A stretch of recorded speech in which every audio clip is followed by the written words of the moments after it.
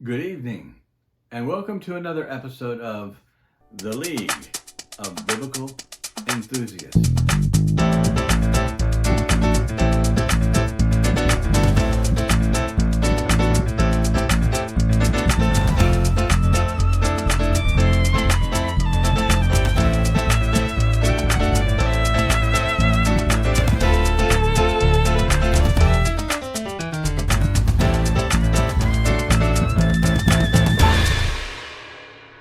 Are literal Bible translations really literal? There are some who would tell us that the only real translations worth considering are those that follow a literal or, as they might say, word for word approach. And they typically recommend the King James Bible, New American Standard Bible, perhaps the English Standard Version, because they're considered literal translations. Well, is this true? Are Bibles that follow a literal translation method more accurate, more trustworthy than those that follow a dynamic equivalent approach or thought for thought? Like, for example, the New International Version or the New Living Translation. Does this mean that we should be skeptical of Bibles that are not literal translations? What does it mean for a translation to be a literal translation? How do you define literal? Let's think about it. The word literal is literally the most misunderstood and misused word in translation discussions. Did you see what I did there? The average person would think that a literal translation is one that takes the original word from Hebrew or Greek and simply plugs in an English word on the other side. But in fact, the practice of translation is much more complicated. And that's because language is complicated.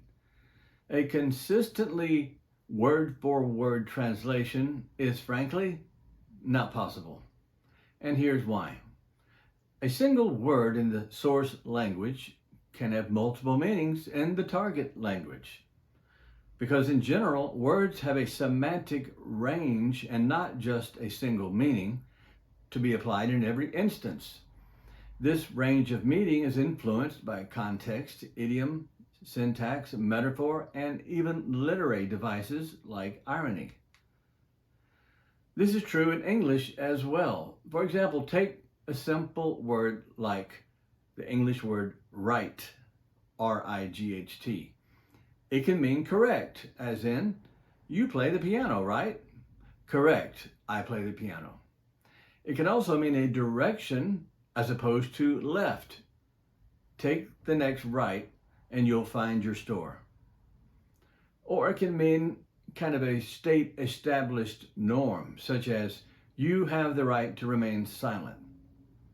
So this illustrates that meaning is generally found in context, in clauses and phrases, in sentences and paragraphs and longer discourse.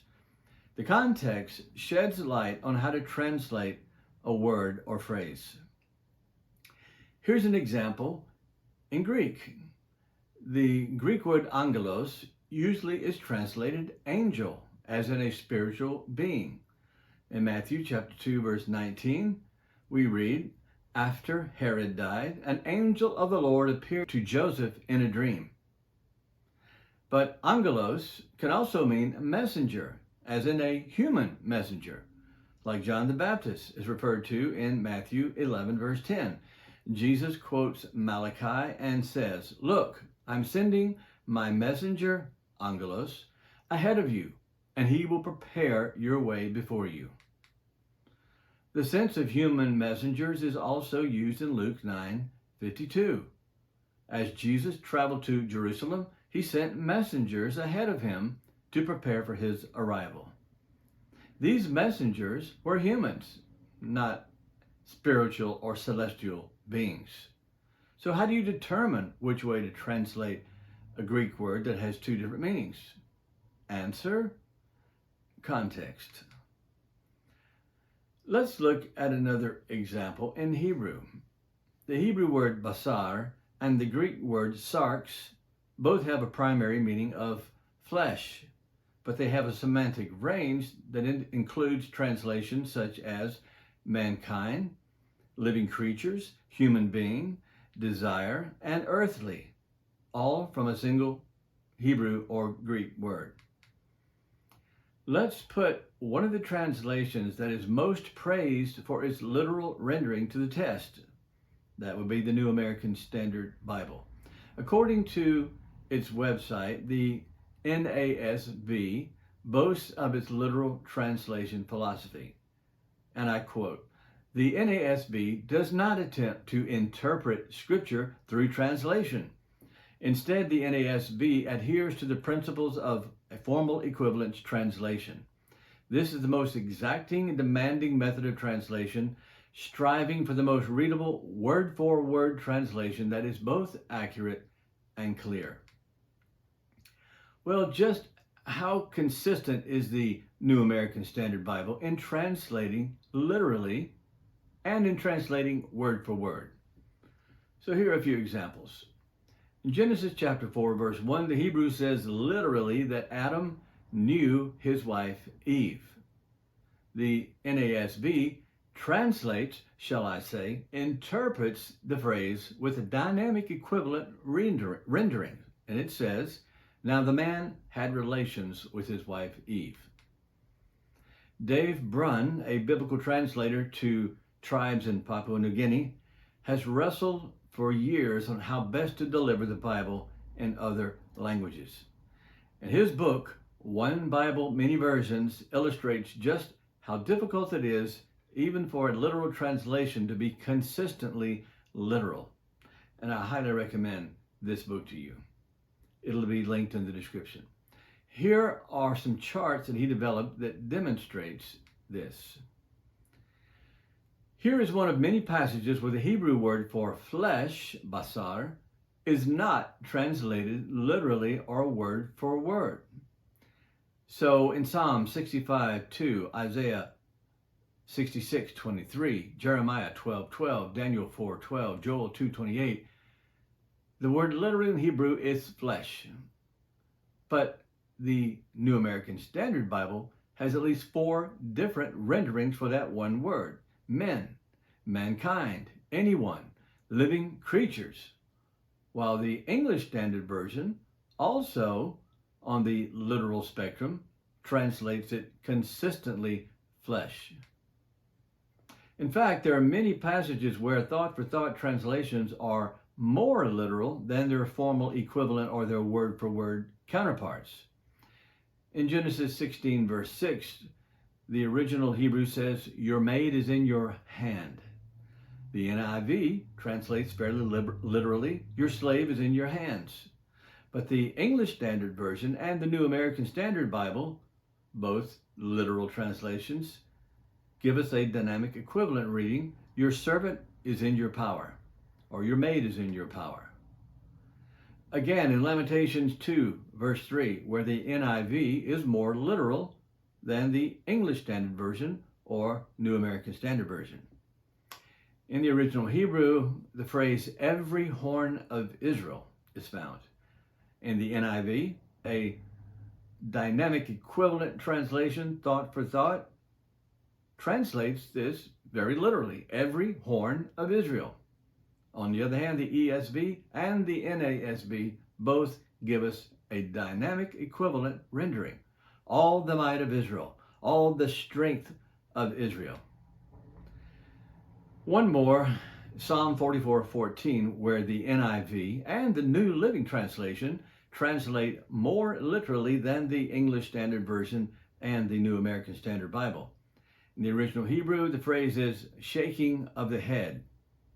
The NIV, the New Living Translation, very literal, "shake their heads." On the other hand, the English Standard Version, the New American Standard Bible, translate that phrase as "laughing stock," a dynamic equivalent rendering, not a word-for-word translation, not a literal translation if we use those phrases. We could go on and provide many, many examples of the same kind of thing, but we hope this is sufficient to prove our point. Literal translations are not always literal. They are rarely so. Word for word translations are not always word for word. Literal translations interpret as well as non-literal ones. Now it goes both ways. Thought for thought translations are not always thought for thought. Sometimes they translate literally, as we've seen, in cases more literally than their formal equivalent counterparts. The point is, it's very difficult to be consistent with your stated translation philosophy.